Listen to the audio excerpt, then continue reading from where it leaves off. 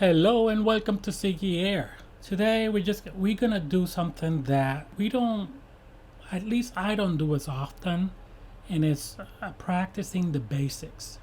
I've seen a lot of people out there struggling with the airliners, especially struggling now with the ATR, having all kinds of issues. I understand that it's coming out, it's new, it's got some bugs and stuff like that, but I think a lot of people also are struggling with procedures, their startup, and all that. And it seems like it's creating anxiety. It's creating a really kind of anxious experience on the simulator, at least from my perspective. And I know I tried it and I wanted to give it a go, and I did some flights and stuff like that, and it was okay. But I didn't get into it. I didn't import a flight plane. I just took it for a spin, and it was fine and it was enjoyable. But I think that often happens that people get into the sim, and they want to go and flight the big airplanes and get into the airliners and things like that. And sometimes it's especially if you're new to the sim, it's just a little bit more than you can chew, and you're not kind of starting at the basics, like, for example, a private pilot would do, which would be starting with a single engine propeller aircraft, and doing some ground training, and doing basic stuff in the airplane to build up your skills, and so later on you can take it step further and get into a more complicated type of twin engine planes, and then jets and things like that. And I recently got a rudder pedals, and I found that the investment on that was really worth it in terms of having an enjoyable experience with the sim, feeling like I was flying the plane. I was just using the rudder and all of that, and made me kind of enjoy the sim a little bit more, getting back to basics in terms of the flying, hands-on type of thing, rather than just taking off, clicking the autopilot, and just sitting there watching the plane get into different profiles, and clicking here and clicking there. And it's okay if that's something that you like in terms of the procedures and things like that, but it's like driving a stiff shift. And that's how I started driving, and it's you feel that you're doing something, you're involved in the driving. The same thing as here, you're really involved in the flying. And I wanted to kind of show one of the things that you can do to start doing that. And I would, if I was given advice, I would advise people, rather than spending money on planes or aircrafts and airliners and things like that, go ahead and invest in a rudder pedals, or a good set of a yoke or something like that, that you can get the hands-on type of thing. And then as you move up, as you get more comfortable, as you practice things, then you move on in terms of your aircraft. So here I'm going to show you how to do a crosswind landing.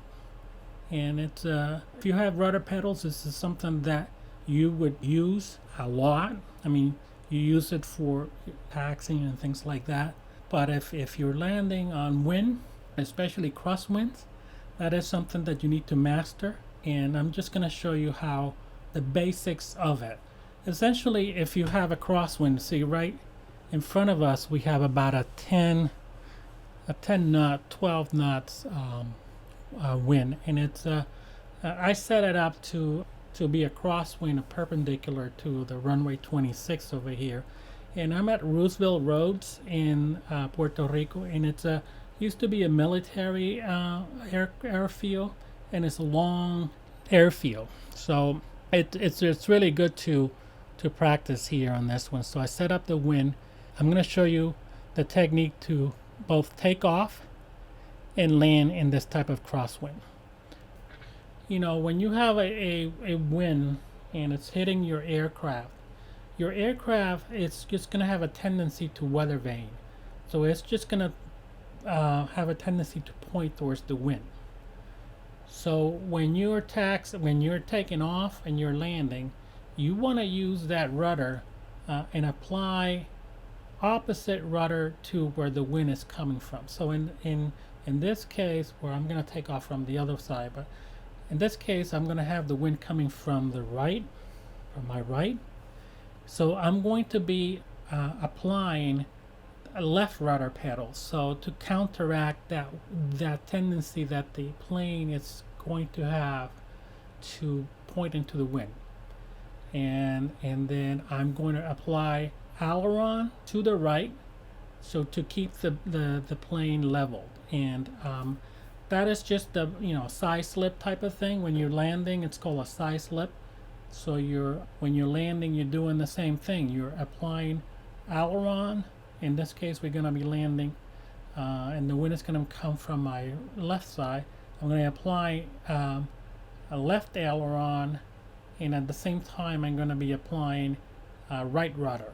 What we want to do is to keep that nose pointed in the right direction, into the direction of the runway.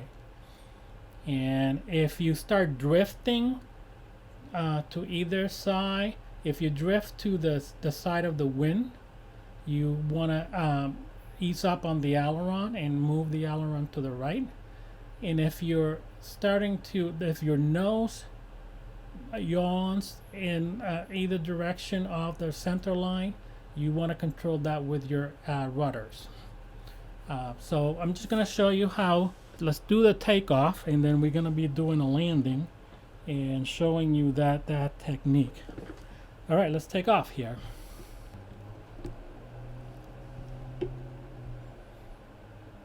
I'm just going to taxi. Like I said, I think that investing in rudder pedals, and you can get, I got a Turtle Beach rudder pedals here, and they're fantastic. And then, it just gives you that experience and immersion.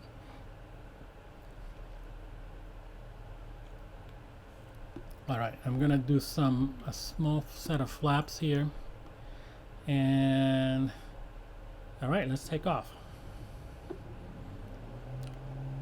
So I'm gonna be applying a little bit of rudder pedal as we move there, and to try to keep it on the center line. And as I pick up speed, I'm going to apply a bit of aileron, and sometimes it's hard to control, and that's something that you're gonna have to practice. All right, so we're here on the approach, and like I said before, it's good to practice here. And one of the things that you want to do is not land, not do a touch and go. Just stay above the runway, and trying to keep that center line just below your nose here, and try to keep it aligned by controlling the ailerons and using your rudder pedals to keep that nose aligned with the center line here.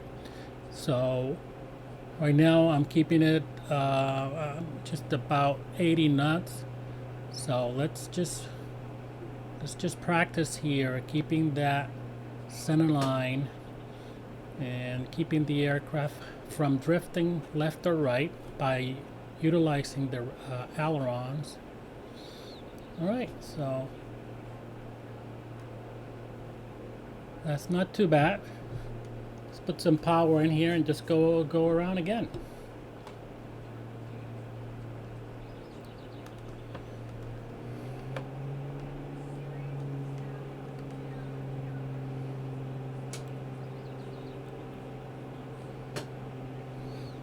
Okay.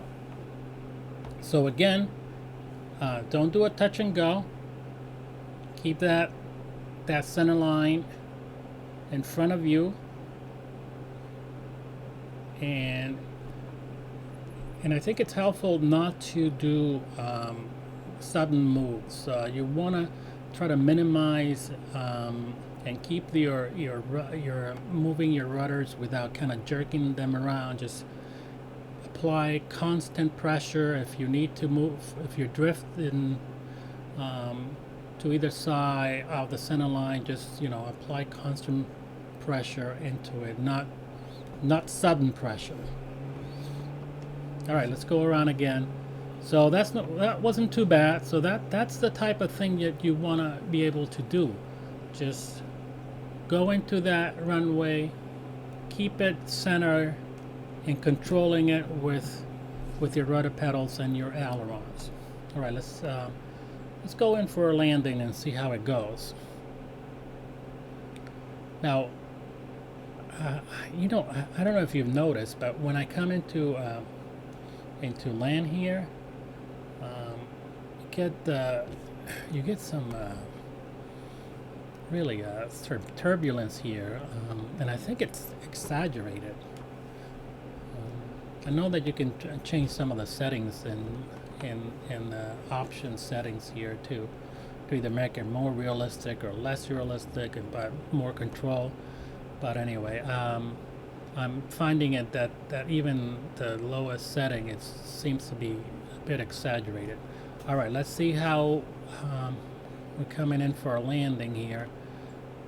Again, it's nice to have this long runway because you can practice here all you want here and develop that skill.